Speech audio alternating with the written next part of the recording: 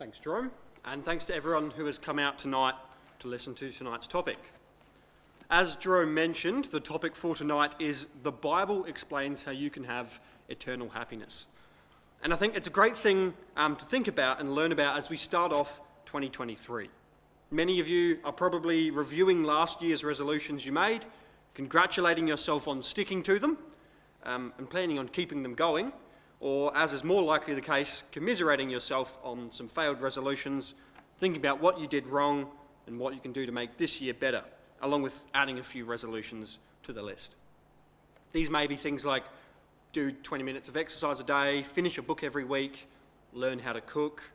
In fact, the top 5 for 2021 in the US were do more exercise or improve fitness, lose weight, save money, improve diet, and pursue a career ambition. What you won't often find on these sorts of lists is the resolution to be happier, or just be happy in general. It's often an implied outcome of accomplishing the resolution. You get fitter, you save money, and that will lead to being happy. But interestingly, these New Year's resolutions don't seem to be making much of an impact to the overall happiness of the world. Now, Australia's ranked 11th in the world on the Global Happiness Index, but from 2013 to 2021, there has been a steady decline in our happiness index points, including a big drop over the past couple of years due to COVID and the global instability in the world. In fact, the average world happiness has been in decline since 2011. But why is this? In the last few decades, we have made incredible discoveries in the worlds of science and medicine, created incredible engineering feats, and invented things that only a few generations ago would have seemed impossible. In the farming industry, new advancements in computing and AI mean that machines can scan every single plant in real time and determine what it needs or whether it's dead, defective, or a weed. The machine then sprays the individual plants. This has enabled them to cut down on fertilizer waste and reduce their herbicide use dramatically, as the weeds can be targeted with an accuracy that means none of the other plants need to be attacked. This will drastically increase farming efficiency and effectiveness over the next couple of years. In astronomy, the recently constructed James Webb Telescope has increased the distance and the time that we can see in space. It is described as being able to see objects that are too old, distant, or faint for the Hubble telescope. Because of how enormous the universe is and how long it takes light to travel to us, we can see stars and galaxies that no longer exist. And the James Webb Telescope can help answer questions about our physical universe that a few decades ago we didn't even have the knowledge to ask. In medical news, due to the shortage of liver donors, researchers backed by the Cambridge Biomedical Research Centre have developed a method of converting gallbladder cells into bile duct cells, which act as the organ's waste disposal system. These lab-grown cells proved effective at replacing and repairing a damaged human liver in 2021 and was the first procedure of its kind, and the approach could also be applied to a range of organs and diseases. Now, these are just 3 of the good things that you'd expect would be making people happy. We've got increased agricultural efficiency, powerful space exploration technology, and a much improved medical procedure that has the potential to be used in a huge spectrum of circumstances outside of its original scope in the future. So why is the average human happiness index decreasing? What's causing these numbers to drop? Well, we all know that while there may be good things going on that are cause for celebration, there are also many more bad things. One of the most recent of these was the COVID-19 pandemic. Since the start of 2020, there has been a recorded total of 658 million recorded cases and 6.68 million deaths worldwide. Lockdowns and stricter laws and procedures have attempted to stem the daily cases, but even early last year, 2 years after the pandemic started, the world had its 3rd largest number of daily deaths and the largest spike in daily cases ever at almost 4 million. Around this time, on the 24th of February 2022, Russia invaded Ukraine in a major escalation of the Russo-Ukrainian war that actually started back in 2014. It's caused Europe's largest refugee crisis since World War II, and by late May, 8 million Ukrainians were displaced within the country, and 7.8 million had fled the country by the 8th of November. The war has led to tens of thousands of deaths on both sides, including almost 7,000 civilians. In climate issues, over the past 35 years, 10,000 acres of the Amazon rainforest have been chopped down every single day, with deforestation rates on the rise in recent years. The Amazon, historically a great carbon absorber, now releases more carbon than it stores, adding to, rather than helping, to reduce the global climate crisis. And these are just a few examples of the things that are going on in this world that give people reason for doubt and fear and a general lack and decrease in happiness. Yes, there are some wonderful things worth being happy about going on, but there's plenty of the bad as well. And so clearly, happiness is not something that is so easily attainable as succeeding at a New Year's resolution. And in my experience, even that's fairly hard. That all leads us to the chapter that we had read for us tonight. I'll just give a bit of a rundown on the whole of the book of the Ecclesiastes. It was written by King Solomon, the third king to reign over the nation of Israel, and the son of King David. During the time of Solomon, the nation prospered, experiencing a golden age of peace. Situated on the crossroads between powerful and rich trading nations like Egypt, Tyre and Lebanon, along with direct access to the Mediterranean and the Red Sea trading routes, they also experienced an unmatched period of wealth. As king, Solomon had a significant impact on what was done with this wealth, creating large defensible cities and doing great building works. Having also been blessed with wisdom greater than all before and after him from God, he decided to use this wisdom and wealth to try to answer a question which we find in chapter 1 and verse 3, if you'll come across there.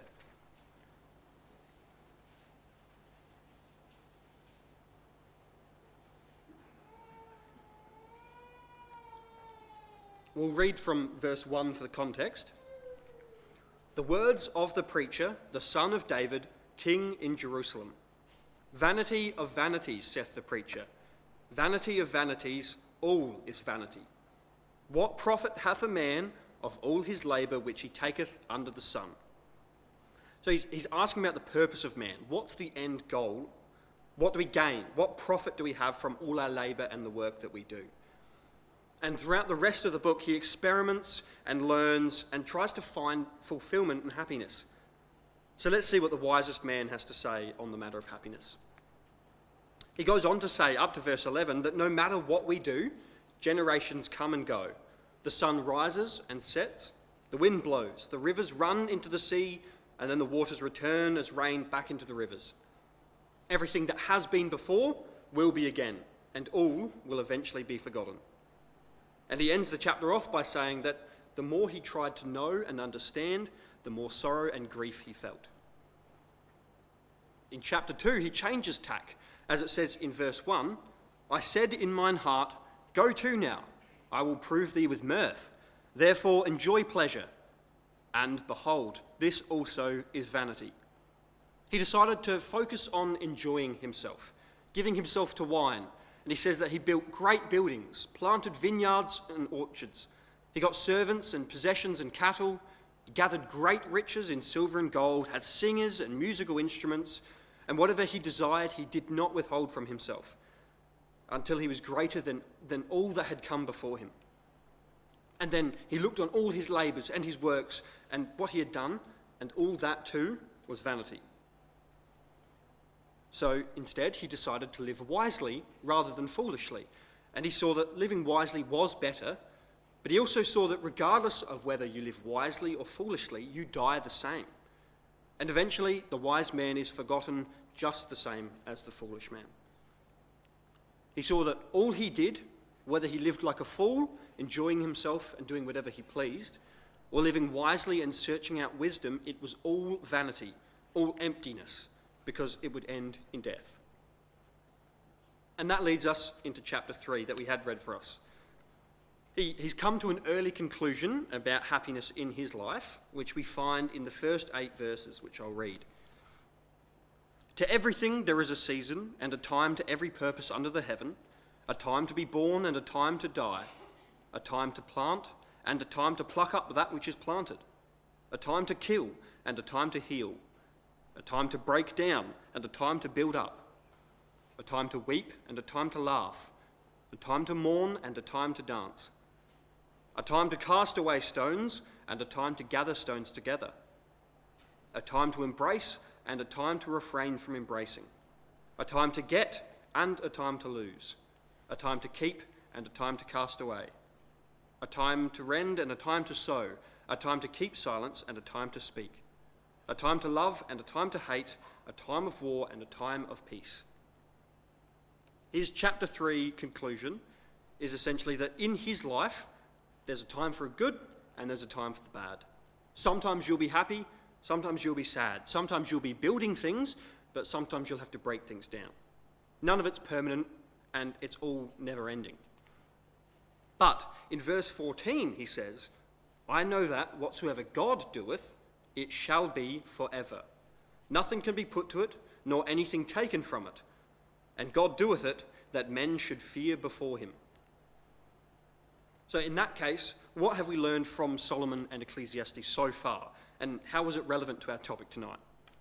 Well, we've seen that using our own wealth and wisdom, whether living wisely or foolishly, we cannot have eternal happiness. Eventually, everything that we have done and worked towards will be vanity, emptiness, and we will die just the same. However, what God does will be forever. It will never end. It is eternal. So we've spoken about both of the main parts of our topic for tonight. We've looked at happiness and also at the concept of eternity, but so far we haven't got them to match up just yet. Luckily, we know of someone wiser than King Solomon, and his teachings on the search for happiness were also written down, and that person is Jesus. His views on happiness are quite different than what we've read of Solomon so far. However, before we look at his words, I'd like to come across to 1 Timothy and chapter 4.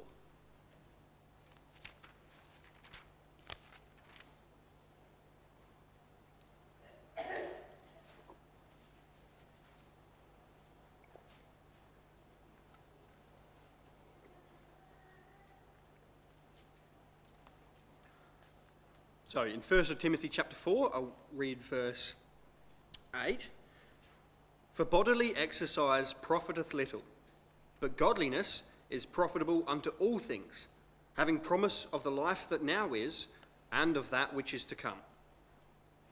That takes us back to what I was saying earlier about New Year's resolutions. 3 of the top 5 resolutions were to do with the physical body, doing more exercise, improving fitness, getting healthier.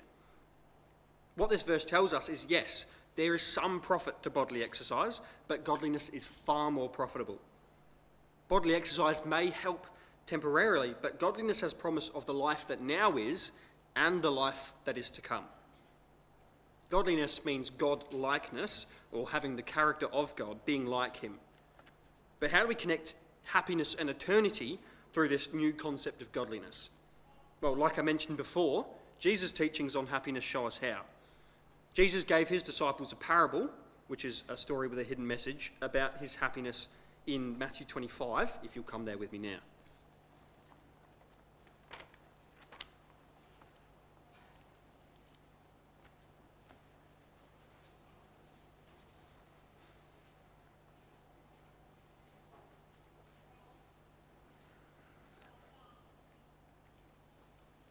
In this chapter, Jesus gave a series of parables about the kingdom of heaven, and we'll read one of them in verses 14 to 30. For the kingdom of heaven is as a man travelling into a far country, who called his own servants and delivered unto them his goods. And unto one he gave 5 talents, to another 2, and to another 1, to every man according to his several ability, and straightway took his journey. Then he that had received the 5 talents went and traded with the same, and made them other 5 talents. And likewise he that had received 2, he also gained other 2. But he that had received 1 went and digged in the earth, and hid his Lord's money. After a long time the Lord of those servants cometh, and reckoneth with them. And so he that had received 5 talents came, and brought other 5 talents, saying, Lord, thou deliverest unto me 5 talents. Behold, I have gained beside them 5 talents more. His Lord said unto him, Well done, thou good and faithful servant. Thou hast been faithful over a few things, I will make thee ruler over many things. Enter thou into the joy of thy Lord. He also that had received 2 talents came and said, Lord, Thou deliveredst unto me 2 talents. Behold, I have gained 2 other talents beside them. His Lord said unto him, Well done, good and faithful servant. Thou hast been faithful over a few things. I will make thee ruler over many things. Enter thou into the joy of thy Lord. Then he which had received the 1 talent came and said, Lord, I knew thee that thou art an hard man, reaping where thou hast not sown, and gathering where thou hast not strawed. And I was afraid, and went and hid my talent in the earth. Lo, there thou hast that is thine. His Lord answered and said unto him, Thou wicked and slothful servant, thou knewest that I reap where I sowed not, and gather where I have not strawed. Thou oughtest therefore to have put my money to the exchangers, and then at my coming I should have received mine own with usury. Take therefore the talent from him, and give it unto him which hath 10 talents. For unto every one that hath shall be given, and he shall have abundance. But from him that hath not shall be taken away even that which he hath. And cast ye the unprofitable servant into outer darkness, there shall be weeping and gnashing of teeth. To summarise what we see from that story, Jesus goes away on a long journey, but gives his servants talents or money, each according to their ability. While he was away, 2 of the servants proactively used this money by trading and selling to increase the wealth entrusted to them. But one of the servants dug a hole and buried his. On Jesus' return, the servants who had made extra with the money entrusted to them showed him that they had done so. Jesus tells them, Well done, my good and faithful servant.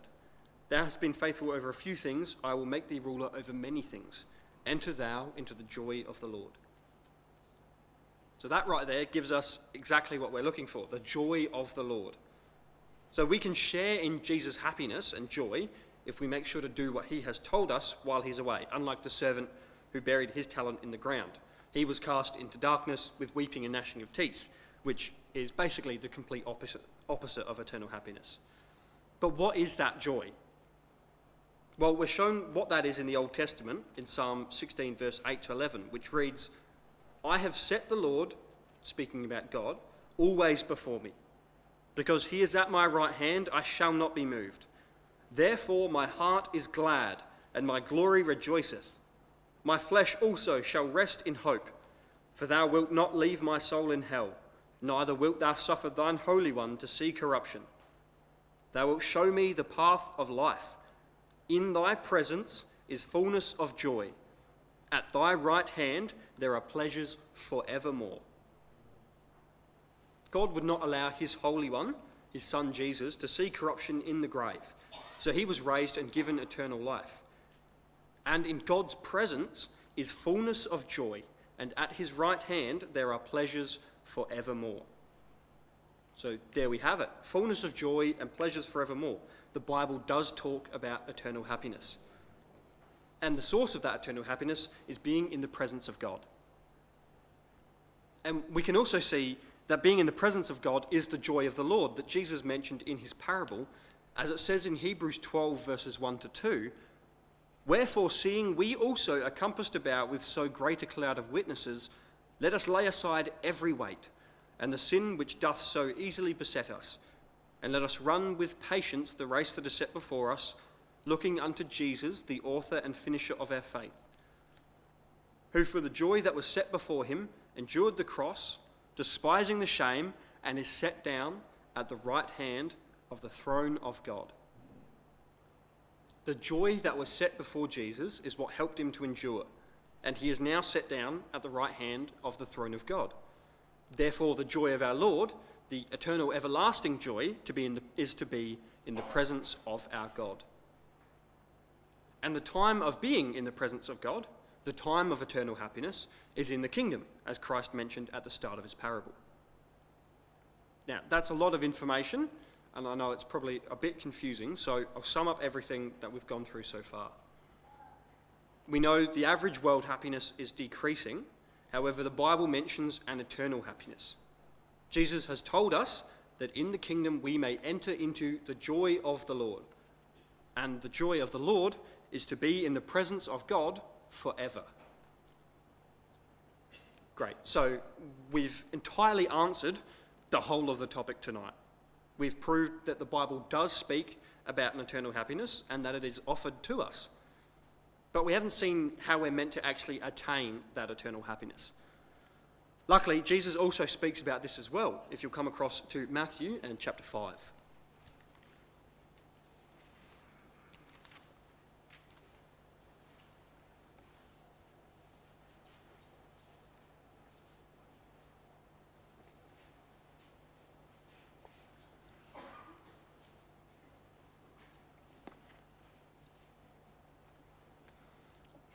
Early in his ministry, Jesus went up into a mountain and taught a large crowd of people.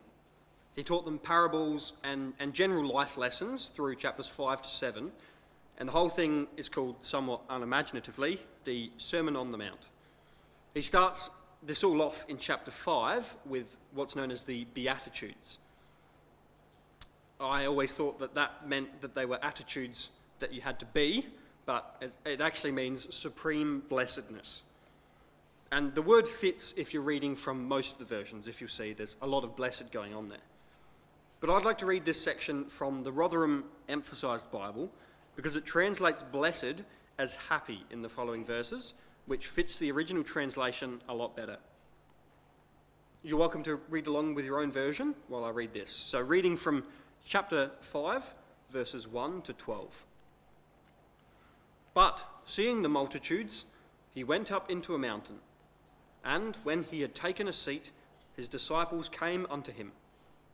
And, opening his mouth, he began teaching them, saying, Happy are the destitute in spirit, for theirs is the kingdom of the heavens. Happy are they who mourn, for they shall be comforted. Happy are the meek, for they shall inherit the earth. Happy are they who hunger and thirst after righteousness, for they shall be filled. Happy are the merciful, for they shall receive mercy. Happy are the pure in heart, for they shall see God. Happy are the peacemakers, for they shall be called the sons of God. Happy are they who have been persecuted for righteousness' sake, for theirs is the kingdom of the heavens. Happy are ye, whensoever they may reproach you and persecute you, and say every evil thing against you falsely for my sake.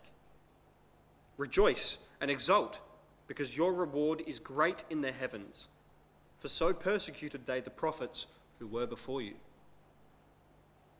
Now, you may not have noticed it, but there was a lot of happy going on there. There were those who are happy for a reason, and then a future blessing. Also, in verses 3 to 10, the blessing was that theirs is the kingdom of the heavens. Another link back to the parable we read earlier, which was about the kingdom of heaven. And most importantly, in verse 8, we see that the blessing is that they will see God. That's exactly what the joy of the Lord was, the eternal, everlasting joy, to be in the presence of God.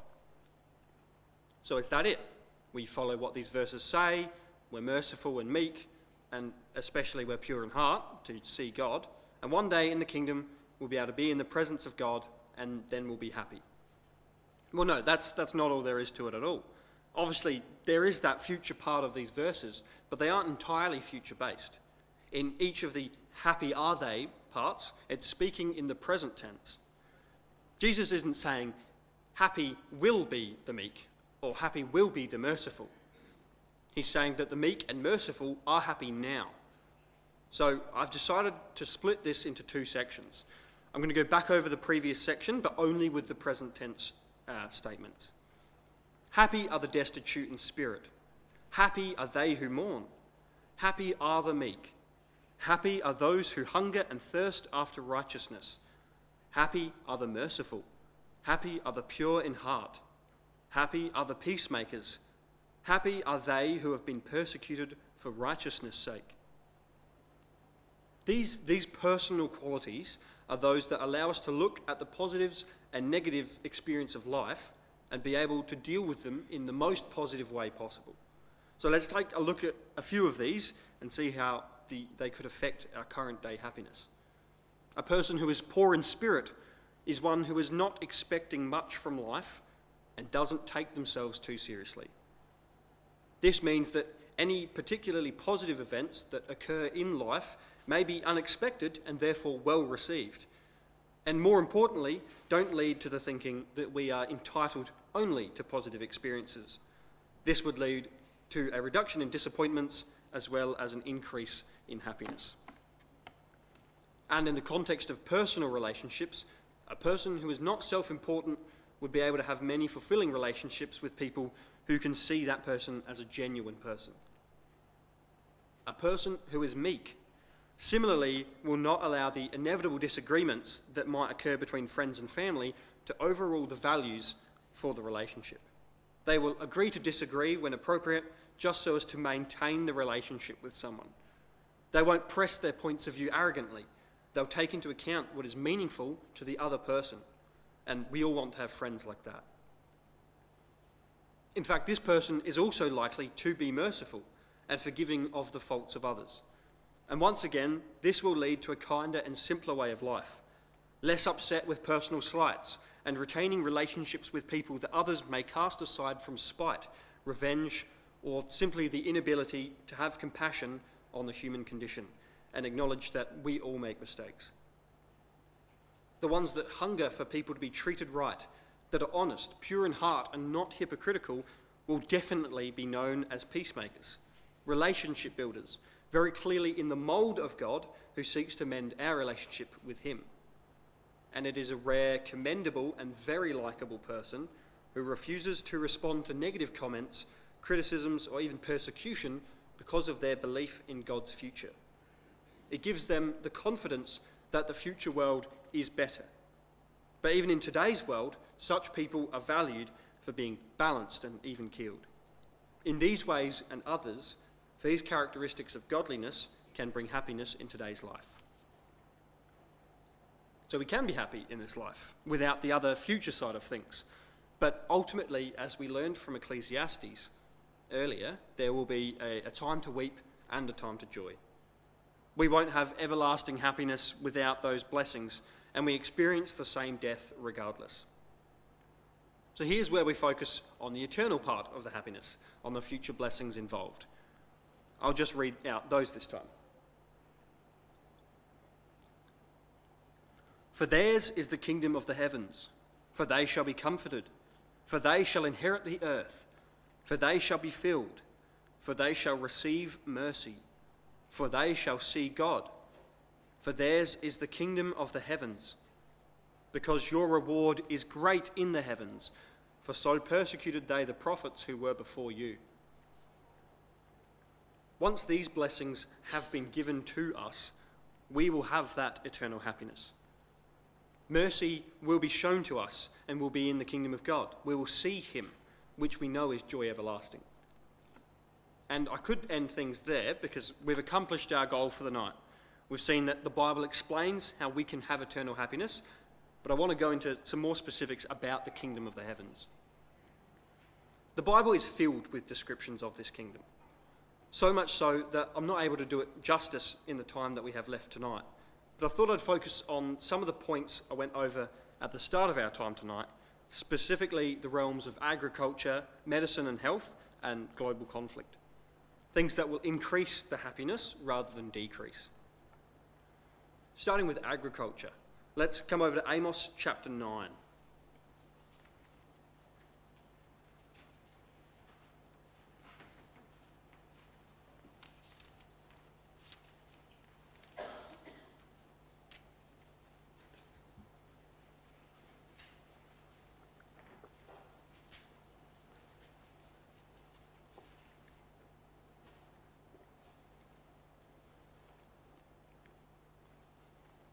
So Amos chapter 9, and I'll read verse 13.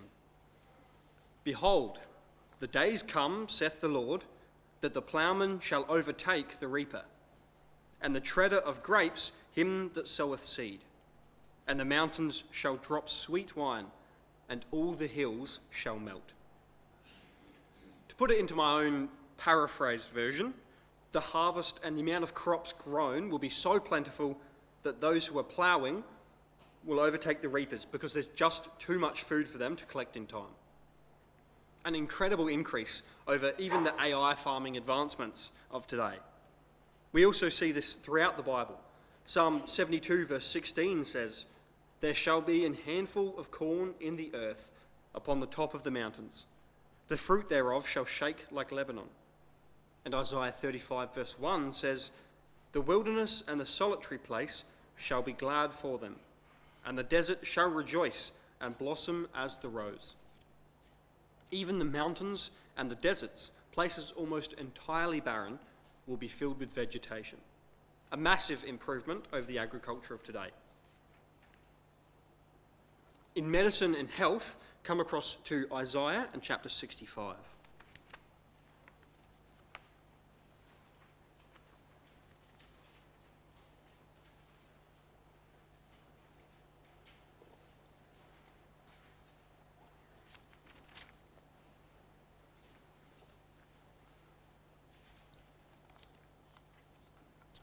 Isaiah 65 and verse 20 states, There shall be no more thence an infant of days, nor an old man that hath not filled his days.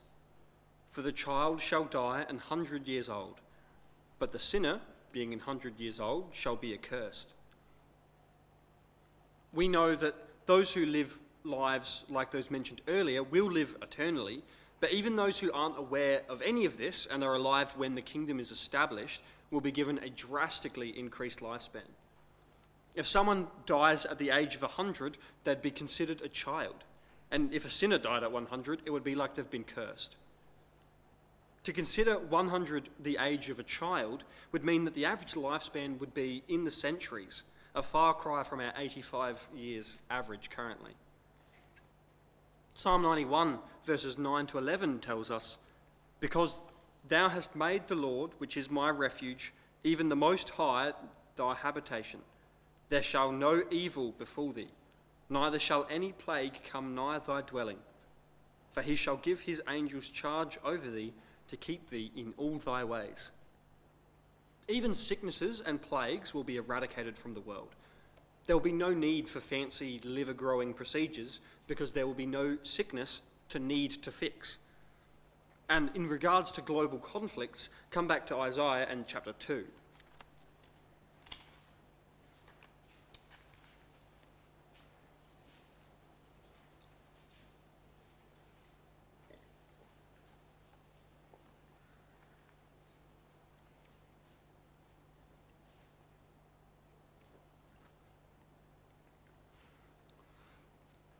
So Isaiah chapter 2 and verse 4 tells us, "And he shall judge among the nations, and shall rebuke many people. And they shall beat their swords into plowshares, and their spears into pruning hooks. Nation shall not lift up sword against nation, neither shall they learn war any more." Instead of billions of dollars poured into military development and armament, nations will instead focus on agriculture. They won't fight each other, nor will they even learn war at all.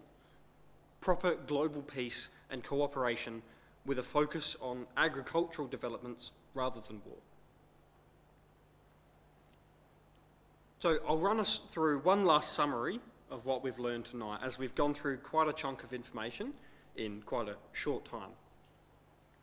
We've seen that happiness in the world is on the decline, and despite improvements in many fields of knowledge, there is still destruction and sickness throughout the world. In this life, there will always be a mix of joy and pain, good times and bad. But by following the words of Jesus and living better lives with better godly characters, we will be able to have better relationships with those around us, increasing our overall happiness despite our circumstances. Leading this life will also mean that we can be in the kingdom of the heavens and see God, which is described as the source and cause of joy everlasting and eternal happiness. During this kingdom time, the earth will have an increased fertility and vegetation. The average lifespan will be increased into the centuries, and war will be no more. To reiterate 1 Timothy chapter 4 and verse 8, which we read earlier, Godliness is profitable unto all things, having promise of the life that now is and of that which is to come. Living that godly life will make us happy now and will give us the eternal happiness in the life to come when Jesus returns and sets up the kingdom. We started in Ecclesiastes, and I'd like to finish there if you'll come back to Ecclesiastes and chapter 12.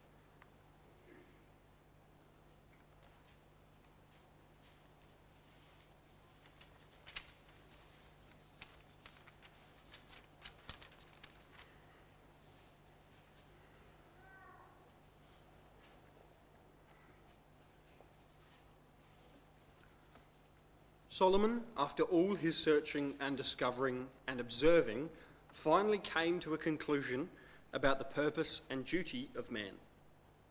Reading from verse 13, let us hear the conclusion of the whole matter. Fear God and keep his commandments, for this is the whole duty of man. For God shall bring every work into judgment with every secret thing, whether it be good or whether it be evil. Solomon concludes that we should fear God and keep his commandments because our works will be judged by him. So let's all, in this new year, keep our works good, not evil, and make our characters like that of the Beatitudes so that we can be in the kingdom of the heavens, finding happiness in this life and eternal happiness in the life to come.